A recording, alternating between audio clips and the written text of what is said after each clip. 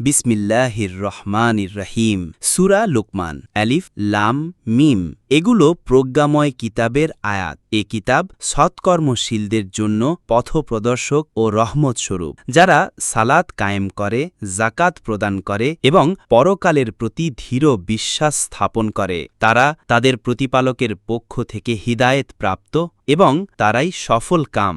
সংক্ষিপ্ত তাফসির। সূরা লুকমানের শুরুতেই কুরআনের মাহাত্ম্য ও প্রজ্ঞা ও পথপ্রদর্শক বৈশিষ্ট্য বর্ণনা করা হয়েছে। মুত্তেকি ও সৎকর্মশীল ব্যক্তিদের বৈশিষ্ট্য যেমন সালাত কায়েম করা, জাকাত আদায় করা এবং পরকালের প্রতি দৃঢ় বিশ্বাস স্থাপন করা তা স্পষ্টভাবে উল্লেখ করা হয়েছে। আল্লাহর কিতাব মানুষের জন্য রহমত ও সফলতার পথ। লোকমান আলিহিস সালামের জ্ঞান ও উপদেশ বিশেষভাবে এই সূরায় উল্লেখ রয়েছে, যা সন্তান সন্ততিকে সঠিক পথে পরিচালনার শিক্ষা দেয়। একটি ঘটনা, লোকমান হাকিমের উপদেশ।